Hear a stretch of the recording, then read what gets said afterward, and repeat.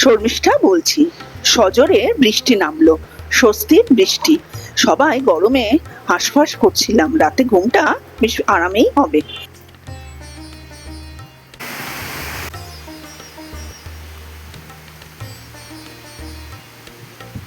পরদিন সকালে চটপট লাঞ্চ সেরে বেরিয়ে পড়বো, তাই তাড়াতাড়ি সব কাজ সারলাম।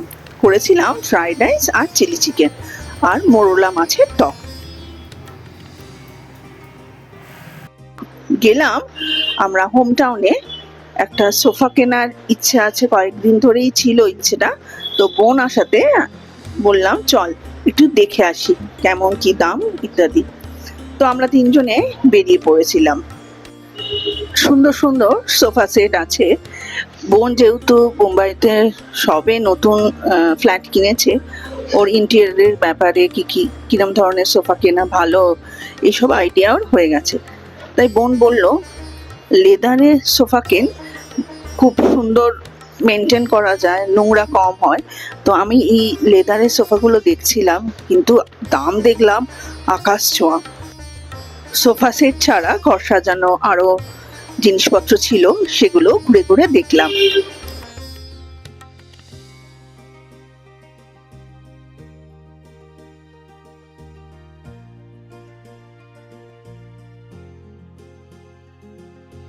এগুলো দেখুন, প্লান্টার সহ গাছ, ইমিটেশন গাছ, কিন্তু দূর থেকে পুরো রিয়েল লাগছে।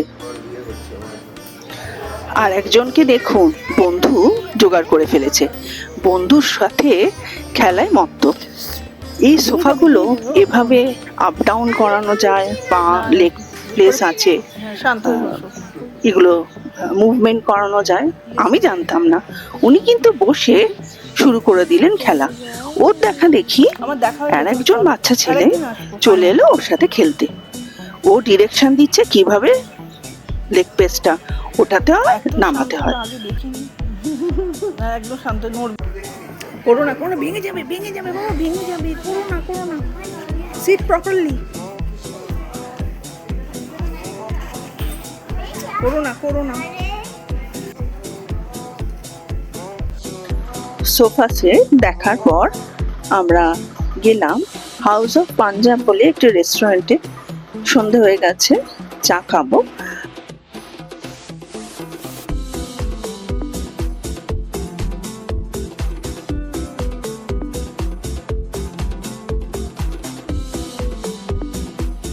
সুনামির জন্য নেওয়া হয়েছিল আইসক্রিম। দেখুন কিরম মন দিয়ে খাচ্ছে। পড়াশোনাটা কিন্তু এরা মন দিয়ে করে না। পড়াশোনা করতে বসালেই বলে হয়ে গেছে তো আমার পড়া, বলে বই খাতা বন্ধ করে চলে যায়।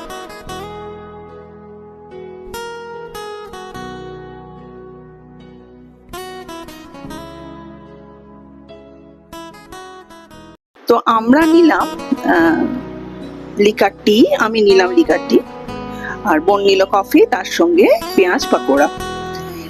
এই হাউস অফ পাঞ্জাবের অ্যাম্বিয়েন্সটা বেশ ভালো, ফার্স্ট টাইম এসেছি।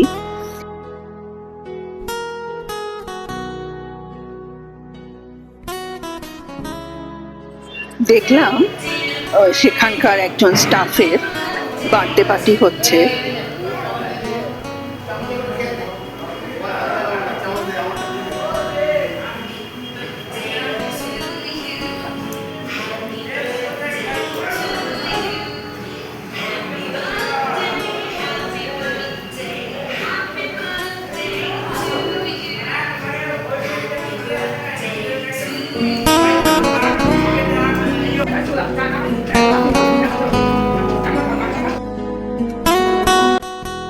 আজ সারাদিনই আমি এবং আমার বোন যে স্কুলে পড়াশোনা করেছি সেই স্কুলে আশেপাশেই ঘোরাঘুরি করেছি।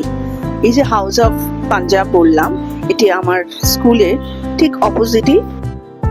দূরে দেখুন আমার স্কুলের নামটি দেখা যাচ্ছে। আমার আর বোনের স্কুলের নাম United Missionary Girls High School. বহু পুরাতন স্কুল। এই স্কুলের স্মৃতি আমাদের কাছে চিরস্মরণীয়, দিনগুলো অতি মধুর।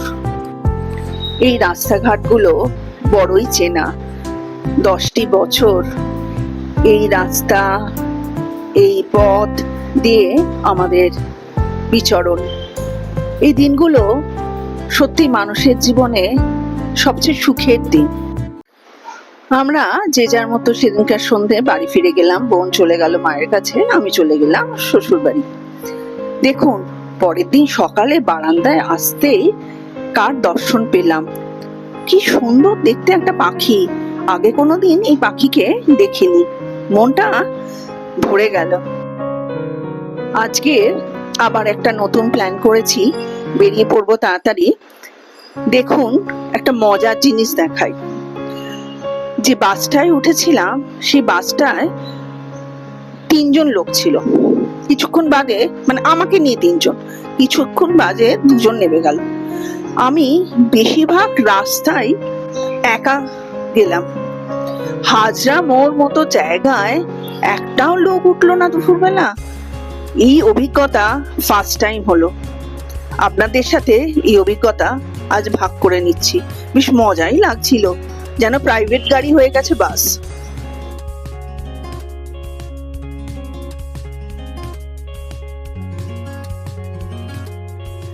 আজকের কাজটা একটু দরকারি। আমাদের একটা টাইম দেওয়া ছিল, সেখানে সেই টাইমের মধ্যে পৌঁছতে হবে। তো গাড়ি ছুটলো, আমাদের টেনশনও ছিল কাজটা যাতে ঠিকঠাক করে হয়। এই রাস্তাটা সবারই মনে হয় খুব ভালো লাগে, নিরিবিলি, সুন্দর, শান্ত। যখন এই রাস্তার মধ্যে দিয়ে যাওয়া হয় তখন সেই বেড়াতে যাওয়ার, যে হাওড়া স্টেশন যাওয়া, এই রাস্তা দিয়েই তো যেতে হয়, মনটা সেজন্য খুব আনন্দ থাকে। কিন্তু আজকে খুব একটা আনন্দের নেই, একটু টেনশনেই ছিলাম। যাই হোক, কাজটা ভালোই ভালোই হয়ে গেল। তারপর ফেরার পথে আমরা দেখলাম আখের রস বিক্রি হচ্ছে। আমি আখের রস খেলাম যেটা প্রায় 30 বছর বাদে। আমার দেখা দেখি বোন বললো আমিও তাহলে খাবো। বেশ ভালো লাগলো, এতদিন বাদে আখের রস এই গরমের মধ্যে।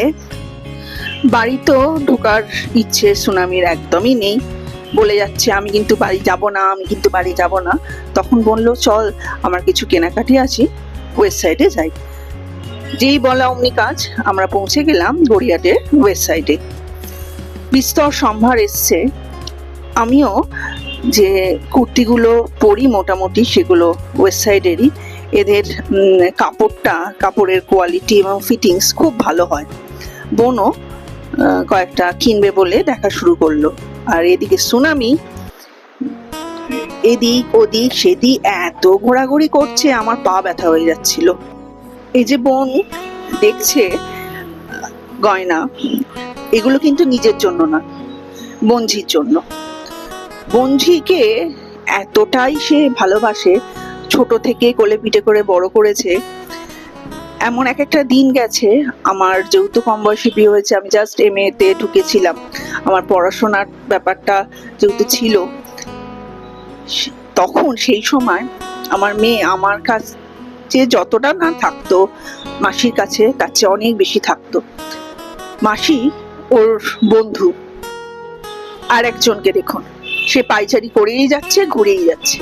আমি বোনকে বললাম, বোন তুই নিশ্চিন্তে দেখ, আমি এদিকে দেখছি। সুনামির সাথে পেরে ওঠা কি সম্ভব? পা ব্যথা হয়ে গেছে। আমি একটা বসার জায়গা পেয়ে বসে পড়েছি। এবার দূর থেকে ওকে বারণ করছি, এদিক যেও না, ওদিক যেও না।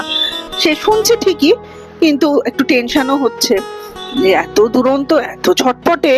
দেখুন, একজনকে পেয়েছে বন্ধু হিসেবে, একটা বাচ্চা মেয়ে ওখানে কিনতে এসেছিল, তাকে পেয়ে তার সাথে ভাব জমিয়ে ফেলেছে, আর সেও বেশ মজা পেয়েছে। এবার আমরা চলে গেলাম লেক মলে।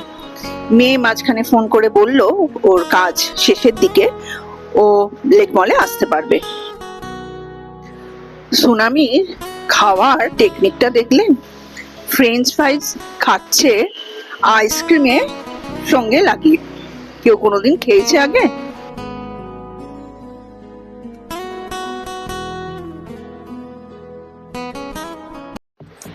বোনকে জিজ্ঞেস করলাম এই যে আইসক্রিম ফ্রেঞ্চ ফ্রাইজ খাবে, এতেই ওর পেট ভরে গেল তো, ওর মানে ডিনার হয়ে গেল? বোন বলছে হ্যাঁ। আমি বললাম তার মানে তোর আর বাড়িতে গিয়ে খাওয়ানোর চিন্তা নেই, সোজা ঘুম। আর বোনের আনন্দ দেখুন, নাজেহাল হয়ে যায় না বাচ্চাটাকে নিয়ে। বললো হ্যাঁ সোজা ঘুম। আমরাও একটু খাওয়া দাওয়া করলাম, কোল্ড কফি একটু নিলাম। মেয়ে 3-4 মাস বাদে বার্গার খাচ্ছে, বার্গার খেতে খুব ভালোবাসতো। যেহেতু জিম করে সেখানে স্ট্রিক্টলি বারণ করা আছে, এসব খাওয়া চলবে না। তাও আমি বললাম খা, আবার ওজন কি আবার ছড়িয়ে নিবি। সুনামি দিদিকে পেয়ে দিদির হাত আর ছাড়ছেই না, এদিক টেনে নিয়ে যায় ওদিক টেনে নিয়ে যায়। আমরা লেকমলে একটা মার্কেট 99 বলে একটা দোকান দেখতে পেলাম। ওখানে রিজনেবল সবকিছু দামে টুকটাক ঘরের জিনিস নাকি পাওয়া যায়। সেদিকেই আমরা গেলাম। কি কি পাওয়া যায় আপনারা একটু দেখুন।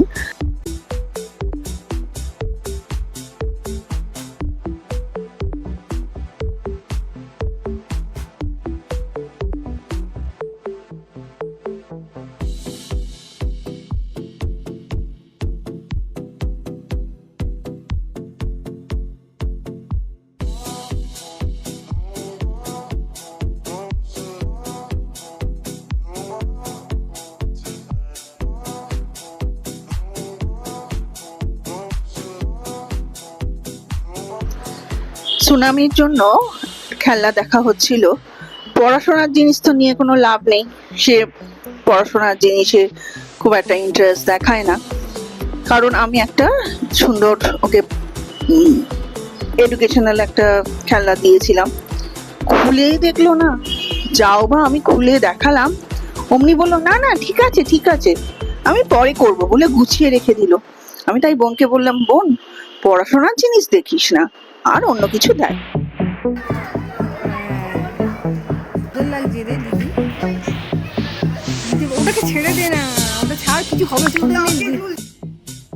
আজকে ভাইকে নিয়ে দিদি খুব ব্যস্ত। ভাইয়ের সঙ্গে খেলা, ভাইকে জুতো পরিয়ে দেওয়া। যদিও জুতো পরাতে গিয়ে একটুখানি ভুলভাল করছে, তাও আমি বললাম আজকে ভাইয়ের দায়িত্ব তোমার, সব করো তুমি এখন ভাইয়ের কাজ। অনেক টাইম নিয়ে অনেক কষ্ট করে অ্যাট লাস্ট দিদি ভাইকে জুতো পরাতে পারলো।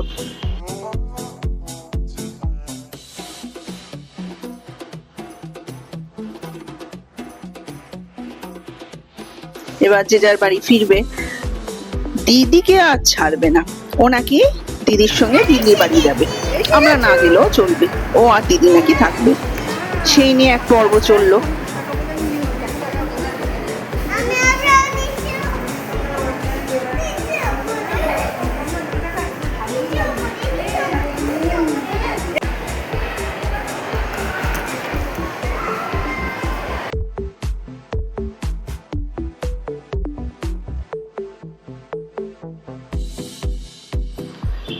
কাণ্ড দেখুন, দিদিকে কোনোভাবেই ছাড়বে না, দিদিকে টানা হ্যাঁচড়া করে নিয়ে যাবে এসকালেটরের নিচে, আবার উঠবে। আবার আমাকে বলছে কিভাবে ওর ছবি তুলবো, কোথায় দাঁড়িয়ে ওর ছবি ভালো আসবে, ওর ভিডিও হবে, সেটাও আমাকে ইনস্ট্রাকশন দিয়ে দিচ্ছে। বুঝতে পারছেন কি অবস্থা, কি দিনকাল পড়েছে আজকাল।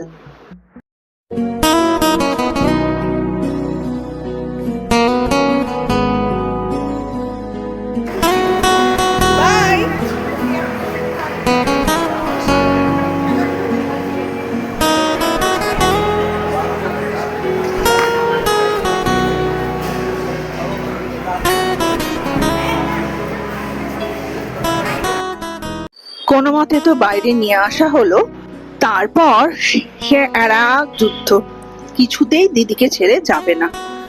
ওর মা বললো ঠিক আছে আমি তাহলে চলে যাচ্ছি বলে কিছুটা সময় সে লুকিয়ে রইলো।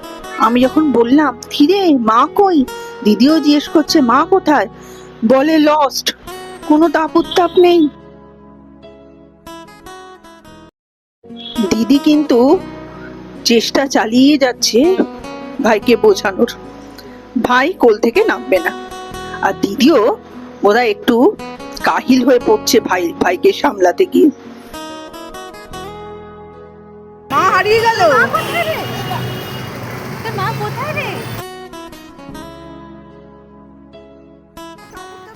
মা কোথায় রে? কোথায়, কি হবে এবার? এবার লস্ট। আজ তাহলে আসি, আবার আসবো আর একটি নতুন ভিডিও নিয়ে। ভালো থাকবেন, খুশি থাকবেন। নমস্কার।